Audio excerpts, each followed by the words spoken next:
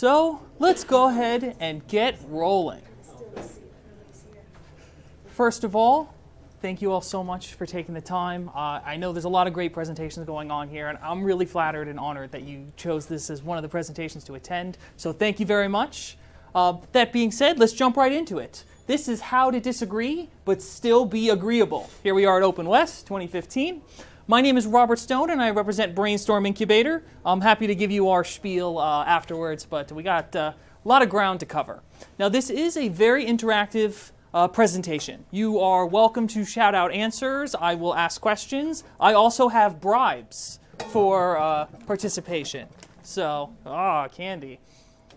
That being said, feel free to shout things out. There are quite a few slides, so if I start to realize that I'm going a little long on time, I might start answering some of my own questions. Please don't be offended. Your answers are still wonderful. I just, only so much time.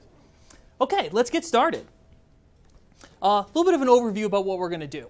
We're going to talk about what is an argument first. Unfortunately, some of these were actually videos. I wasn't sure how the audio was going to work out, so I kind of converted them to pictures. So if you were coming for Monty Python skits, I apologize. I could do some songs and dances later, hopefully.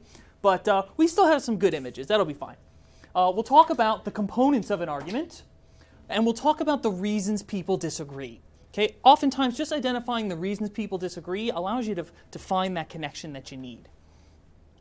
We'll talk about some of the strategies for a healthy debate. The first thing that we'll have to do when it comes to healthy debate is we'll have to identify, avoid, and understand how to address logical fallacies. A lot of this talk is geared towards software developers, people who are big into tech and they think in that logical manner. So I try to present a lot of this as a series or a formulaic approach. We'll also talk about how to support with facts. We have one really cool thing about facts that applies especially to our industry that we'll get to in a little bit. Next, we'll talk about how to use the right words. How often it's not what you say, but how you say it that gets carried across, and hidden meaning is conveyed in these words. Then we'll talk about how to diffuse a tense situation. We'll cover keeping an open mind, what that means, some strategies there. We'll talk about how and when to empathize and its differences from empathizing and sympathizing. And we'll talk about how to keep your cool. Great, that's the overview. And then we'll have some time for questions, hopefully at the end. We'll see what happens. So let's talk about with some definitions. Let's get started with the high level. We have the Oxford Dictionary, and it defines an argument as a reason or set of reasons given with the aim of persuading others that an action or idea is right or wrong. It's little more than a point of view. Okay? But when you're trying to convince somebody of a point of view, everybody has their own points of view. So we have to employ certain strategies, certain techniques to get our point of view across, but we also want to be receptive to the other points of view that exist. There are really two main types of arguments for our purposes. First, we have the concept of a formal argument. A formal argument is often going to be a mathematically based one. This is where you have proof by contraposition or proof by induction. This is a very rigorous standard. For some things it is necessary. There's definitely areas where you need to formally prove things. For our purposes, we'll focus primarily on informal arguments. An informal argument is more of what you would get on a mailing list, in IRC, while you're at the boardroom, or you're in a scrum meeting, or you're just basically having a conversation not only at work, but with anybody in your life. That's going to be more of an informal argument. That's not to say that the rules of logic don't apply, but we do not have to be as rigorous. Great. Let's talk a little bit more about what makes up an argument. First off, we have the concept of a claim. Okay? There's going to be three pieces here. A claim is a position. What a claim is not, though, a claim is not an opinion. Okay? A claim has to be provable. It has to be something that we can support with evidence, which is an excellent kind of transition into our next piece. Evidence. Evidence are facts. And this is typically what people think about when it comes to evidence. But evidence is much more than just facts. It can be research, it can be parallels, and we'll talk a little later about all the different types of evidence and how they can enhance or weaken your arguments. Good arguments address the counterclaim. The counterclaim is the opposing position. if you fail to acknowledge the counterclaim, you lose out on the opportunity to say what people are thinking. All good arguments acknowledge that there are other positions, counterclaims, and they address why theirs are still the correct. Again, we remember that a claim, an argument, is about trying to convey to you or get you to accept what I'm saying to be true. I have to prove it to you, and I prove it to you using evidence. Okay? At the same time, we must address the counterclaim. All right. We got through some definitions, so now we can get rocking and rolling. First off, why do people disagree? And this is an open question for the floor. Why? Why do people disagree? Different values is an excellent. Oh, wait, I'm just going to kind of throw stuff. I am in software development, not baseball. You all signed liability away, so thank you very much. Other reasons that people disagree. Because everyone can't be right. Everybody can't be right. Different experience. Different experiences. Poor communication. Poor communication. Oh, I almost got you. Some people just enjoy it. This is an excellent point. Some people just love. Sorry. Are you feeding the troll? I'm feeding the troll, that's right. Some people just love to disagree. Everybody knows that person in the office. And I'm proud to say that I was not that person. But we all seen them. Other reasons. Let's do two more. Well, some people just have to provide the counter-argument to defend the people that aren't there to defend themselves, to prevent groupthink. I think that's an excellent point. I'm not sure how I would categorize that, but I could definitely see somebody, maybe that's not the position I really believe, but there's going to be some, devil's advocate, exactly the phrase I was looking for. The devil's advocate can exactly be that. Let's do one more. Sometimes people disagree, at least in the meetings I go to, because they don't know. I mean, they're taking up a position that they know absolutely nothing about. Sure. So they're just trying to, I don't know what you'd call that. I actually Jump to conclusions. it makes me think of the game, jumping to conclusions. Let's. Right. Trying to be. These are all excellent reasons. A lot of them are exactly ones that I've identified. So I'm going to go ahead and just run through my list. And I always think it's so interesting to see what I can come up with versus what a group can come up with. First, I have different experiences. This was absolutely mentioned. And this is, I see it particularly when it comes to forms of education.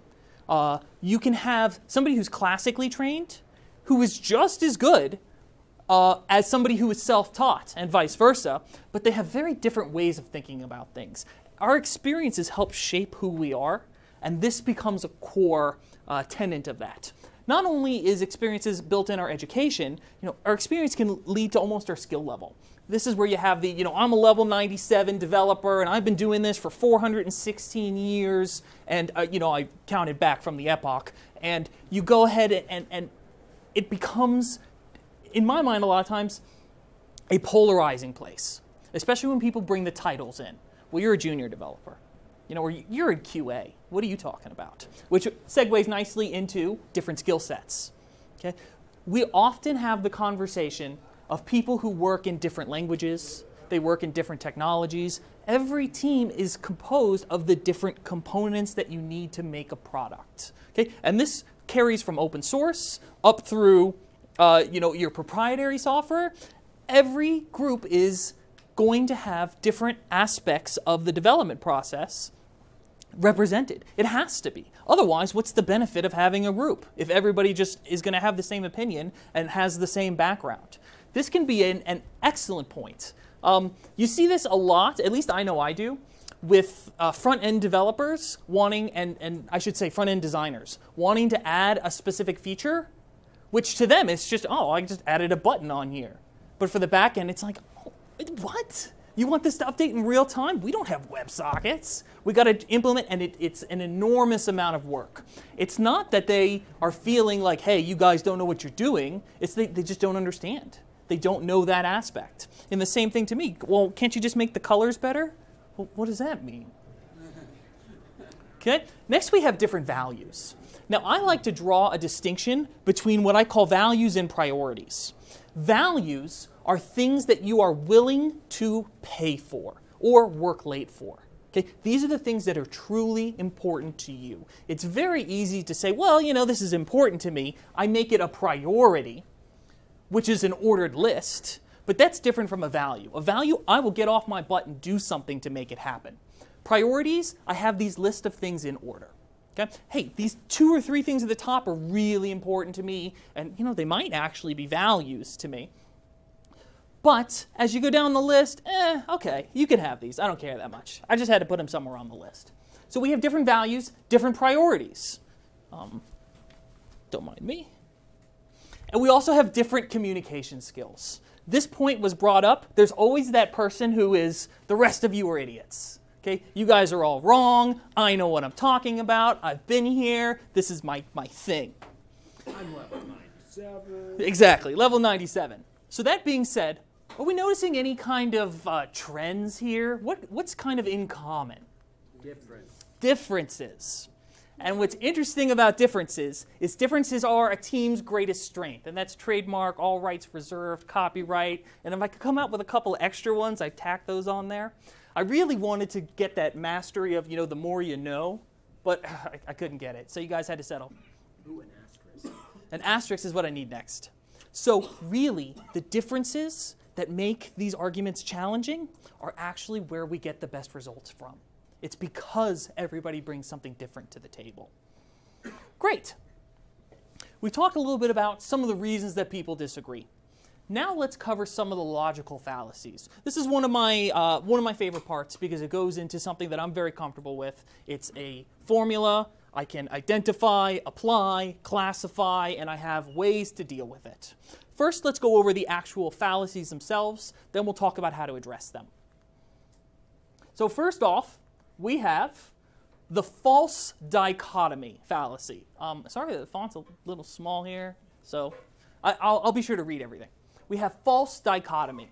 And false dichotomy is basically when you say that there are only 2 possible solutions to a problem. Hey guys, we can either do this or this. That's it.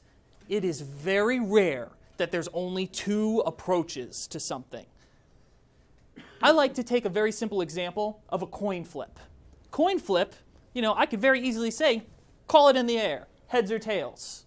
But that's a false dichotomy. It very easily could land on its edge. Very easily. It's not particularly common, but it can happen. Okay? And that's why you have to avoid the false dichotomy, or at least know how to identify it. Anytime somebody says we have to do it this way or this way, I'm instantly saying, well, we could do it this way. Yeah, but that way's stupid. It's another way. Great. So next we have appeal to authority. Now, what's interesting about authorities is, authorities are experts in their specific field. Okay? And when you ask me to accept something that an authority says, like if Larry Wall wants to say something about Perl or parser design, or we have Donald Knuth and Martin Fowler, if you're gonna appeal to my senses and say something like, hey, Larry Wall thinks that it's very important that you do XYZ in Perl, I'm going to give it a little bit of benefit, a little bit of weight, because he's a recognized expert. But if you're going to try to tell me that I should use Sensodyne toothpaste because Larry Wall does, that's outside of his wheelhouse. I refuse to accept that. I need to know only what he is an expert in. And even still, I'm not going to take it as gospel. I'll respect it. It'll have some weight with me. But if you're going to appeal to an authority, they have to be an authority in the field. Okay. Next up, let me not block everything, is the ad hominem. Ad hominem is actually Latin. It comes and means directly to the man.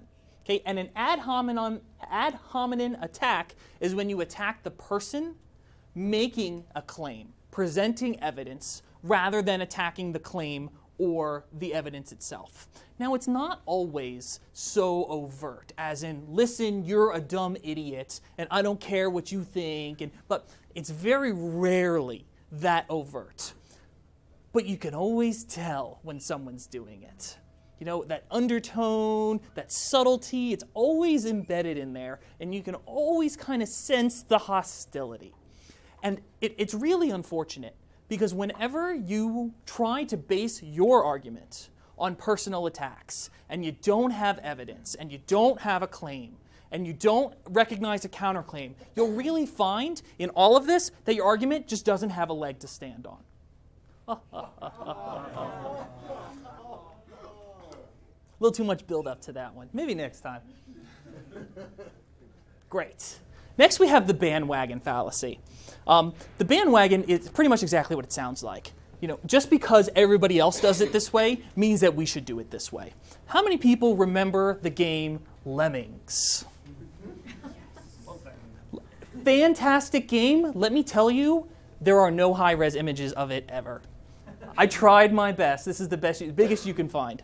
But with Lemmings is an excellent example. You know, everybody else is doing it a certain way. Let's follow along. The other classic example is, you know, the bring out your dead.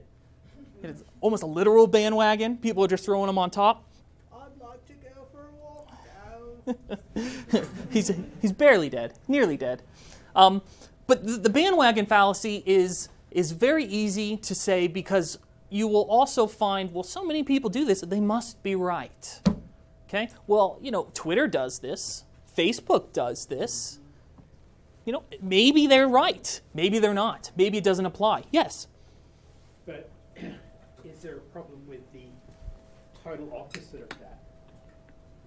I don't want to do it because Facebook does it? No, but there is, so in a design, you might design things a certain way because that is a fairly accepted way of a user interface working.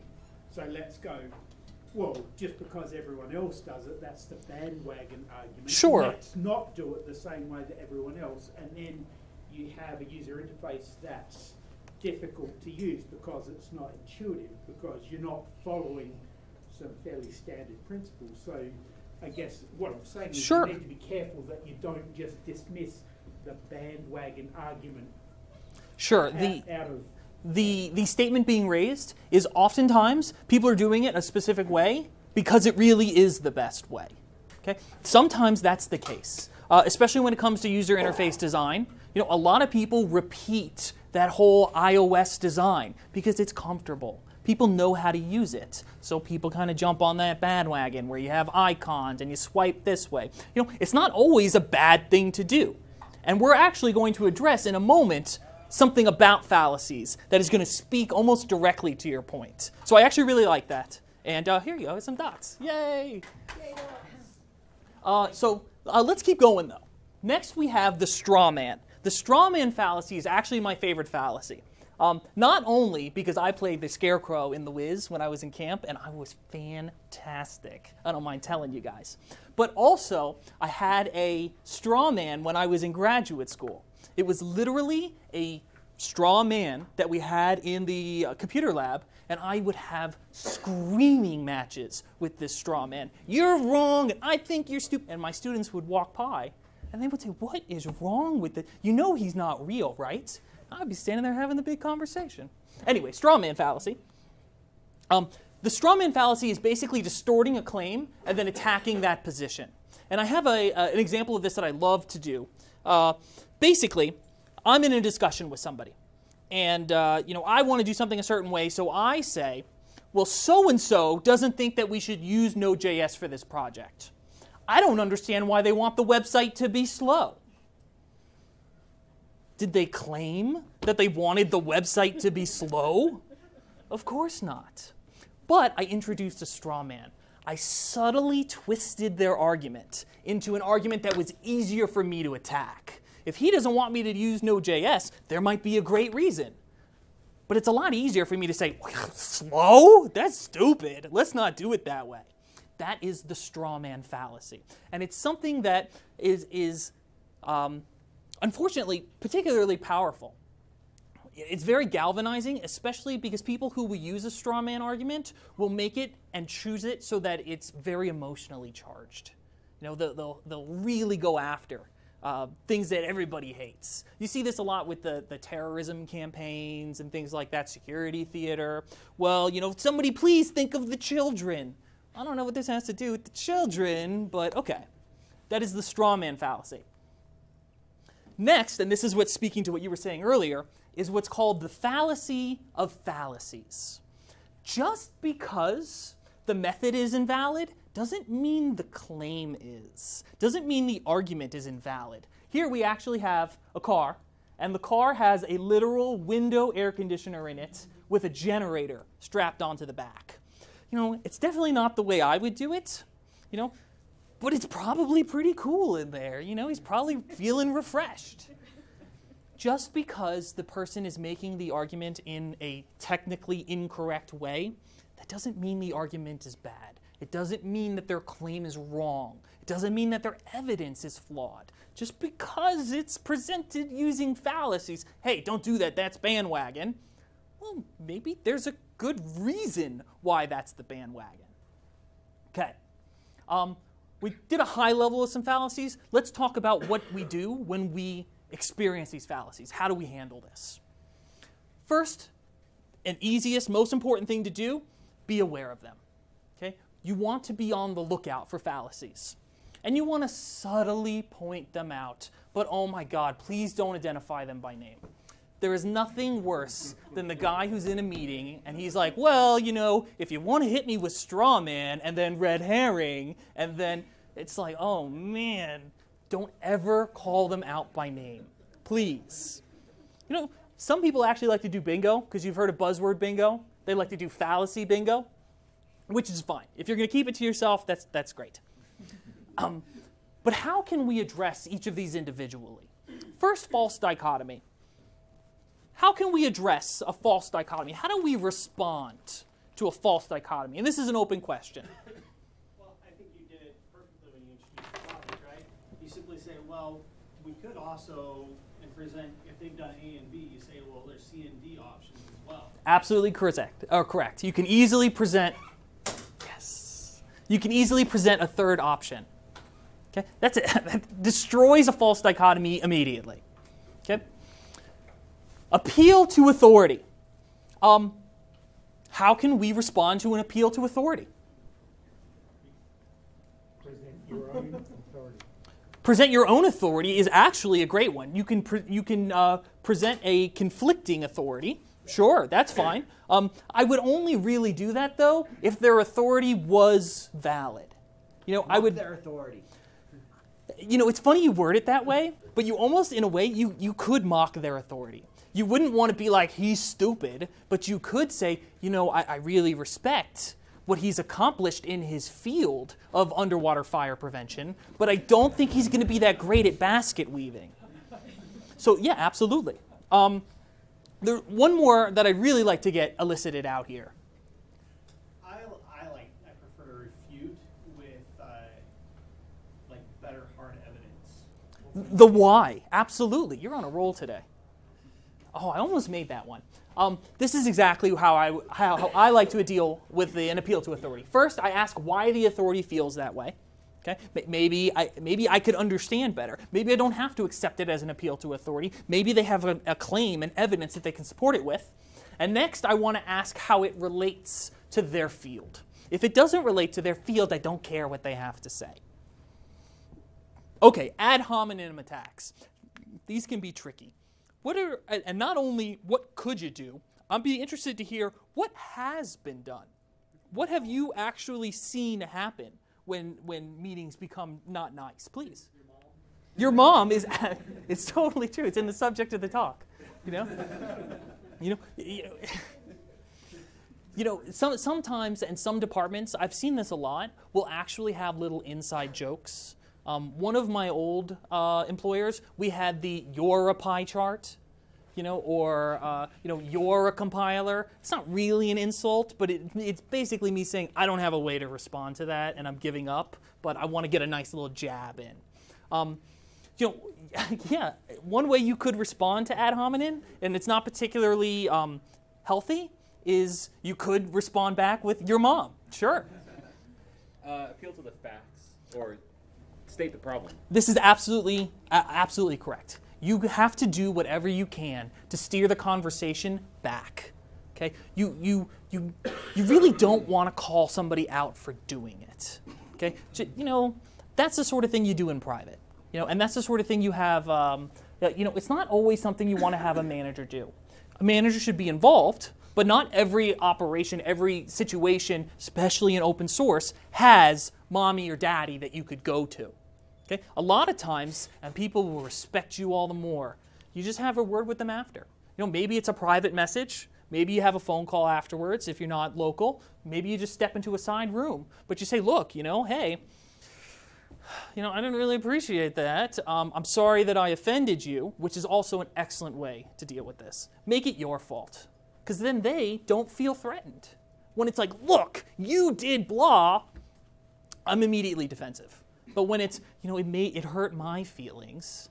Nobody wants to hurt people's feelings, usually. So that's important to keep in mind. The other thing you can do is you can provide additional evidence. You basically sidestep, and you let groupthink kind of deal with this. You know, if you're attacking me, you really don't have a good position. You know, your counterpoint is weak. You don't have evidence. You've resorted to, yeah, but you like to play Dance Dance Revolution. Okay, got me there, but my evidence is clear. You basically let them kind of pitter themselves out. Bandwagon fallacy. How can we deal with this? What's a good way to address the bandwagon fallacy? I think by really analyzing why there's a bandwagon fallacy and Love if it's it. supported. I love it. Absolutely. Let's see if I can do this again. Oh, see it? All right. Ask why is everyone doing this? This is what the response was. Okay? Why? Maybe it's a good reason. Next we have the straw man. The straw man fallacy. What's a good way to respond to the straw man fallacy? Please. I actually had to deal with this at work. We split departments, and they were trying to say that my team wouldn't help another department anymore if we split off. And I'm like, well, we were actually planning on having hours where we took chats from this other department. You know, why would you think that that was an issue? And they kind of couldn't refute it at that point. Because it was like, I just pointed out the flaw in their logic. It's like, well, yeah, that's what you're trying to say we're doing, but that's not. This is actually what we're doing. I think you are spot on. And I think what you're really getting at is when somebody, oh, I'm glad you didn't jump and fall off. That would have ended really poorly. What you have to do when somebody gives you the straw man, and this is exactly what the response was, is you have to remind people what your actual argument was.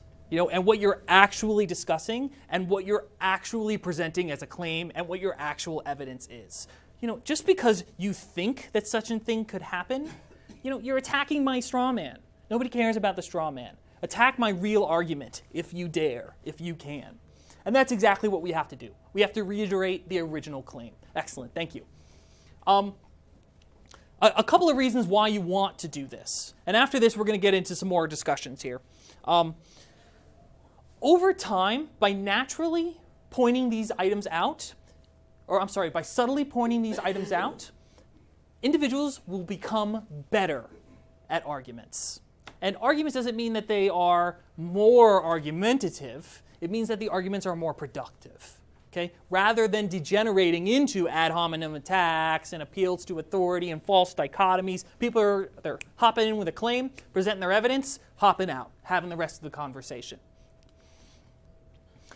One of the easiest ways to deal with basically any disagreement or any fallacy is you have to demand, politely, evidence. Okay? Evidence is really the solution to anything. It doesn't matter how many fallacies you want to hop on top. If you've got enough evidence to support your claim, you're winning.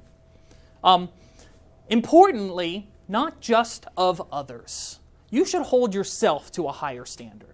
You should demand from yourself more evidence than you would from somebody else. It just makes it so much easier. Especially if you're at the point where you are so entrenched in this position that you're prepared to attempt to convince other people of it, you better have as much evidence as possible. Great. So we talked about all of these aspects of evidence. So let's talk about some of the different types of evidence. When we're talking about claims, we say that all claims must be supported. And the way we provide that support is with evidence. And there are different types of evidence. How am I doing? Okay. We have numbers and statistics. You know, this is the evidence that people tend to think of. We have physical evidence. What's nice about physical evidence is this is something that can be observed or demonstrated. If somebody's going to say, hey, I don't think that couch will fit through the door, it's very easy for me to measure it and say, yeah, no, you're right, it's not going to fit. It's physical evidence. It's very strong. We have documentary evidence. This is going to really be evidence in the form of department policies, because everybody has those written down, right? Oh, yeah. If it's not written down, it doesn't exist. Okay? Because what will happen over time is, well, this is the way we've always done it. Why? Well, I don't know why. Well, is it up for debate? No. Well, why? Because that's just the way we've always done it. A circular argument. Very nice. So if it's not in writing, it doesn't exist. So one thing you can bring back to your organizations is, hey, do we have this in a manual, in a handbook? What's the procedure for changing these policies? Is it a majority vote? How does that work? Especially in a development department. All of your coding standards are written down, right? If they're not written down, how can you get mad at me for snuggling versus cuddling my else statements? Well, we don't do it that way. Says who? Also, in a Scrum environment, we live and breathe by the acceptance criteria and the user stories. If it's not in the story, it's not my problem. Well, you know, I thought it was obvious that this should be green. Is it in the story? No.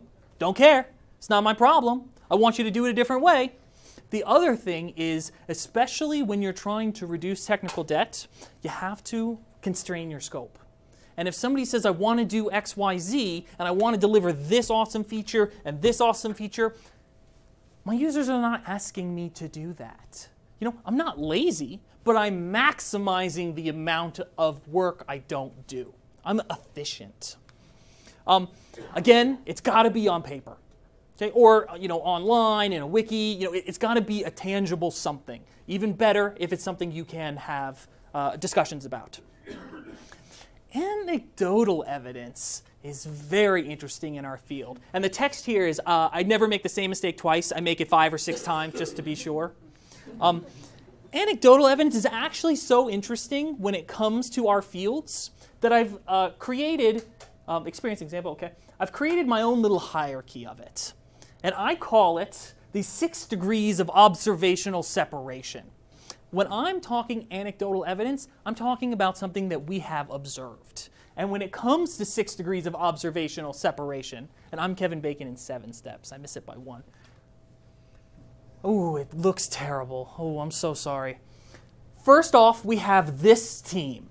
Okay? This team, we have the first level is on a similar project. If I can point to a time where we had to solve a similar problem with this group of people, that is the strongest anecdotal evidence I can present. And it's also among the most powerful. It doesn't mean anything to people who aren't on my team. But for my people who I'm trying to convince, this is incredibly powerful. Hey, remember 3 weeks ago we did this exact same thing? Well, yeah. Well, how did that work out for you? Okay, maybe we should try it a different way. So this is saying this team. We have similar project. Next we have a very different project. You know, not quite as good as a similar project, but it's still the same people, same group. I can share our experiences. They are common. Next we have a previous team. A previous team in this or a related organization is going to be more powerful than a previous team that I worked on with a previous employer. Okay? If it's people that I can call, usually my rule is if I'm comfortable speaking or calling them by their first name, you know, rather than dear Mr. So-and-so or Ms. So-and-so, that is going to be somebody I'm that much more willing to respect their opinion of. So we have previous team in this or a related organization, sister companies. Coming from EIG and HostGator, we had HostGator, Bluehost. You know, I'm going to respect somebody from Bluehost's opinion a lot more than I will somebody from GoDaddy. Not that there's anything wrong because they're publicly traded. Please don't sue me. Previous employer, same thing applies. You don't know those people. I do. Continuing down the list, we have outside the organization. We have people who are personally known to me, experiences that are personally known to me. Hey, I work on this open source project, and we had this problem. This is how we solved it. There's still value in it, but it's not nearly as powerful as we, this team, had to solve it. I think the very bottom rung is some guy with a low /.id said that we should do whatever. Okay? Random wahoo on the internet saying something is good, I don't really have much faith in. You'll notice that there are two themes here when it comes to your ranking in my 6 degrees of observational separation.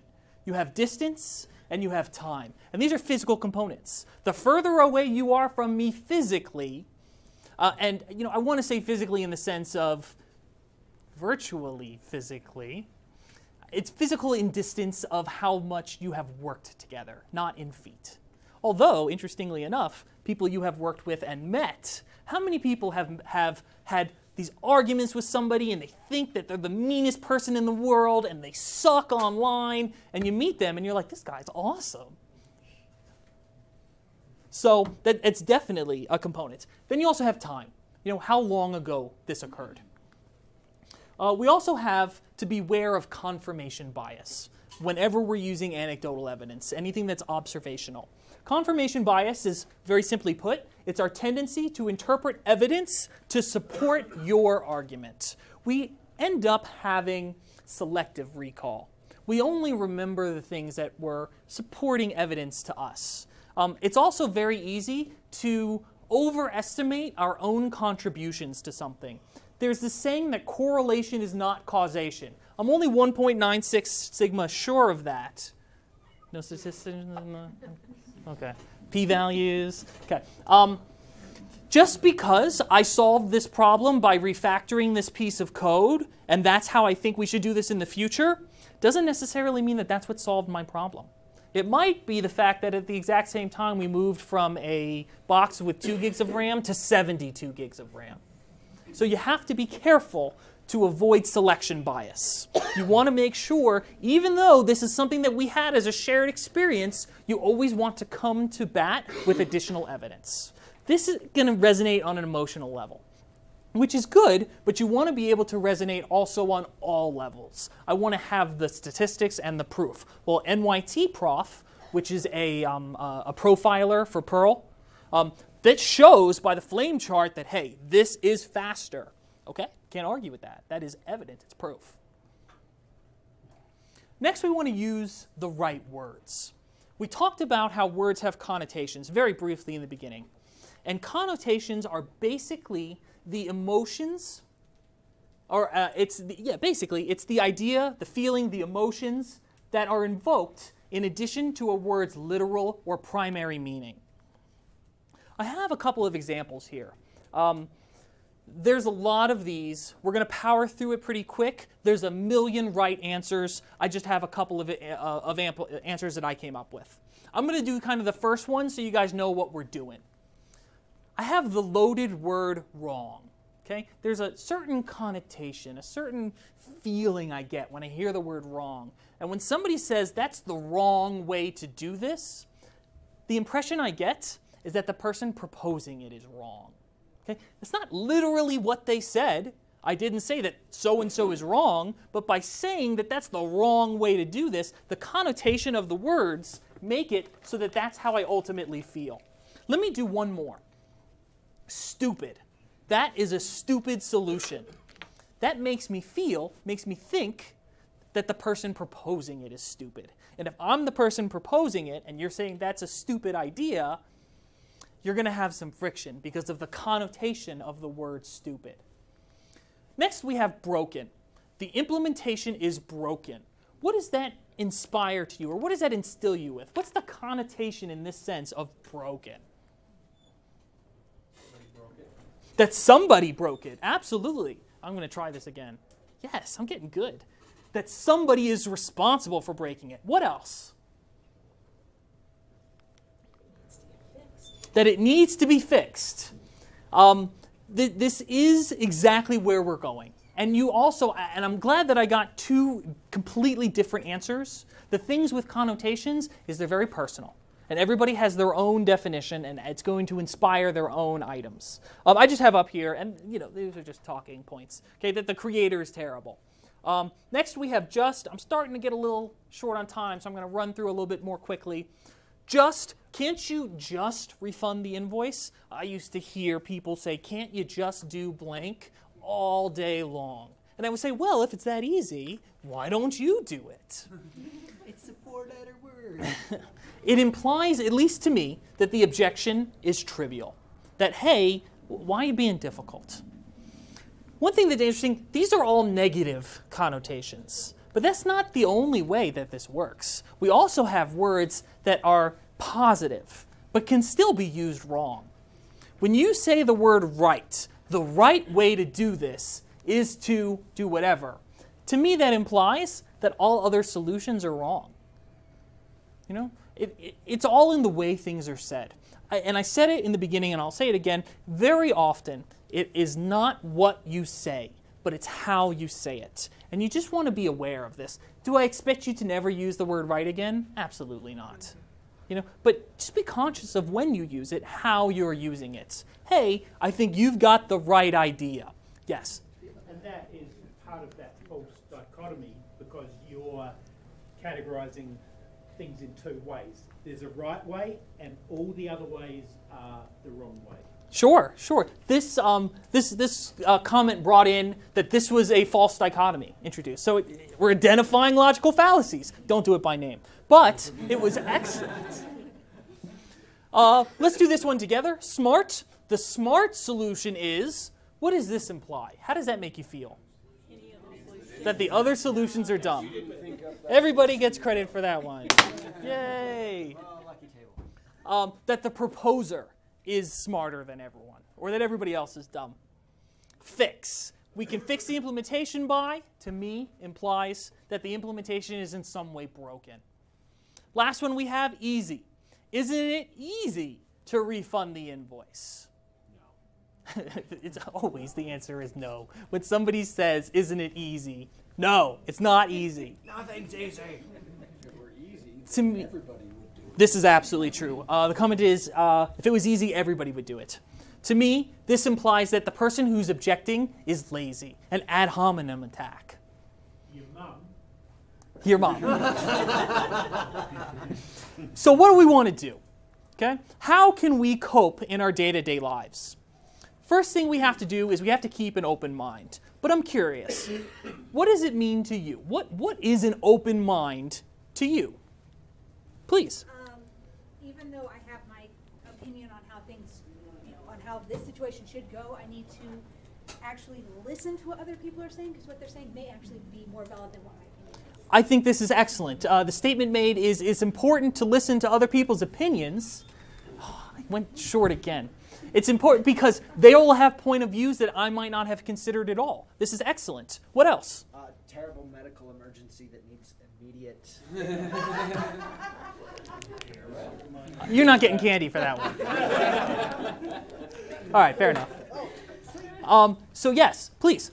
The way I heard it suggested once is being willing to set your own opinions aside, actually take theirs on, and then if yours are right, you'll be able to pick yours right back up. I think this is excellent. This is also in a similar vein where it's the ability to set your own opinion aside, and this is exactly almost word for word, I'm plagiarizing, to set your opinion aside and accept or at least hear other opinions. Let's do one more, please. Being invested in gathering the facts and making sure that everyone, including everyone in the group, is also invested in determining what the best solution is with given facts. Sure. So this is the statement made here is that it's also important to understand what your end goal here is. It's not about winning the argument. It's about getting the best product. Did you have one, please? There's a great book called Crucial Conversations, and the way they express it is stand in curiosity. Be curious about what's coming at you from the other side. What was the title of the book again? Crucial Conversations. So the comment is there's a comment from our keynote speaker is that there is a book, Crucial Conversations, which is highly recommended. And what was the actual? Stand in curiosity. Come from a place of being curious. I'm so pleased you said that. Okay, I'm going to fast forward for a second. you can embrace your intellectual curiosity. Okay? I must have channeled that book. Let's just talk real quick about some of the benefits of having an open mind. Because we do have a good working definition here about what it means. First, it gives us the additional points of view, something that was addressed. It gives us what I really like, the shared responsibility and workload. When you have an individual on a team and it's up to them to make something work, that's a lot of pressure. And if it fails, it's very easy to point that finger. And I hate being the person pointing the finger or the person who is receiving all of these finger pointifications. Okay?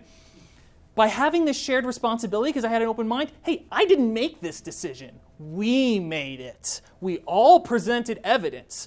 I'm sorry it didn't work out, or I'm pleased that it did succeed, but it's not on me. We did this. It also presents learning opportunities, to think about things that you hadn't considered. Great, but how? We want to embrace our intellectual curiosity. This is just the simple matter of, I want to be better today than I was yesterday. I want to learn something every day I'm above ground, because otherwise I'm bored. I'm bored and I'm wasting my time. So I always want to be learning. Another way that you can do this is to ask open-ended questions. One of the worst things you can do is try to pigeonhole somebody into a yes or no. One of the best questions you can ask somebody is why. Okay? People, not only will you get the best answers, you will get people to open up to you the most. People love to talk. That's why I do presentations. So you absolutely want to ask open-ended questions. Yes? There's an idea of active listening as opposed to just standard listening, because we as humans are always thinking about how we should respond before the question's actually ended. And I think that's vital to any conversation or argument or any part, that if we're actively listening for even if we don't believe we're going to get anything from them, if we're actively listening, we're looking for one little piece that we might take away. But Great. It opens our mind to where we might get more than that. I think a lot of what the comment is about the difference between listening and hearing. And it's being actually invested in the process. And consciously saying, you know what, I might not get what I think from here. I might still think the person's wrong, but maybe I could take a nugget out of what they're saying here. And I'm gonna make it a point to listen actively in order to get to that nugget. Next we have being patient and respectful. It's so easy to be patient and respectful, and it goes so far. When somebody just feels that they're valued, even if every single time you go in the opposite direction, the fact that they had the freedom and the ability to express their own opinion is invaluable, and it makes them feel like a member of the team. And it's especially important for people who are newer. When you're welcoming new people to your community, be it online, your department, anything like that, you want to, as much as possible, be patient and respectful. Make them feel welcome. And lastly, be honest. We are on... Yes. Okay, we're going to power through a bit here. Moving right along. When it comes to empathizing, I think this is my last slide. I might have one more after this. That's what I was trying to figure out. When it comes to empathizing, people often make decisions emotionally. And this was something else that you were touching on. People make their decision emotionally, and then they use logic to justify it. And I know I'm guilty of this, where somebody will start to make a point, and I will decide on something, because that's what my gut tells me. And then it takes that much more evidence to move me off of my position. This is something that you want to be aware of, that people do this. And as Deanna Troy would tell us, empathizing is the ability to understand and share the feelings of another. You want to put yourselves in their shoes. And you want to identify, why does somebody feel the way they feel? If I can see that, maybe I can come farther along. You want to empathize and not sympathize. Empathizing is when you feel the emotion yourself and you equate it to an experience you've had. Sympathizing is when I feel bad for you.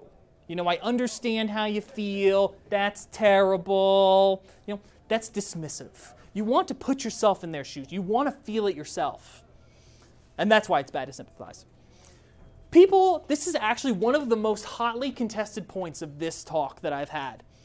I strongly advocate the use of feeling words. Okay? When you say I think, that immediately puts people into, okay, I can contest this with logic and so on and so forth. I need to be defensive. I need to make my point. When I say I feel, you can't tell me I'm feeling wrong. So when I say, my feelings are hurt, or I feel that maybe you came on a little too strong, you can't argue with that. That's how I feel. Now, you can't make an evidence-based claim based on your feelings, but you can use this technique to diffuse a tense situation. You can say that. I would love to take the question. I got to get through it. Oh, I was just going to, it's really important comment here. When you say I feel as opposed to turning around and saying you did such and such, it makes it focused on you and how you felt about what they did, and it helps diffuse again. This is true. When you make it about yourself, and we touched on this a little earlier, you want to do what you can to make it about yourself. You want to create an emotional connection to support your logic-based argument. You do not want your entire argument to be emotion-based. Last slide. Let's run through it. Okay? Why is it important to keep cool? I think I have 2 slides. Let's go through it quickly. You want to keep your cool. You don't want to take things personally. You want to understand what's going on. You want to be aware of your thoughts and your feelings. I definitely get that feeling of being hot sometimes when I know, like, ugh, this is not going to work. We're going to have a problem. An excellent tool to use in this situation is humor. Humor is an excellent way to diffuse a situation. Taking a break is incredibly powerful. If you're using the Scrum methodology and you're using planning poker cards, they have that coffee cup card you can hold up. When people are starting to get heated, take a break. One of my favorite things to do is to bring reinforcements. It's so much easier to let somebody else make my argument than I can lay back and I can be cool. And whenever I'm just trying to relax, be cool, I like to bring several specific reinforcements. Vanilla ice, iced tea, or ice cube, and iced tea. Last slide now, I promise. When it comes to diffusing a tense situation, you want to compromise. Compromising is finding the middle ground. And all of these slides will be online, so I'm sorry to kind of rush through at the end, but you got to do what you got to do. Compromise is about finding the middle ground. The point I want to make most strongly when it comes to compromising is you should be prepared to get back exactly as much as you are prepared to give. Okay? If you're not prepared to move at all, then your partner in crime, your opposition, they're not going to be prepared to move either. The more that you're prepared to concede, the more that they should prepare to concede as well. You want to choose your battles. Mistakes are the best teachers. And to me, this is the difference between somebody who is a true senior developer, a true leader, and somebody who is just really good at their jobs. Somebody who is a true senior understands when to step back, when to let everybody else make this mistake, when it's not going to be that expensive to fix down the road, because mistakes are the best teachers. There is the concept of abstaining. Abstaining is withdrawing from the conversation without disengaging. Shutting down is when you just kind of walk away and you say, hey, whatever. Whatever you guys want to do, whatever. Abstaining is when you say, you know what? I've heard all the evidence. I've put in my 2 cents. People are still discussing this. I don't think I have anything else to add. I'm just going to listen actively. How many times have people been in violent agreement? It's something to be careful of, especially in highly technical fields. You want to make sure that you aren't saying the same thing. Okay? Folks, thank you so much for coming. I really appreciate it.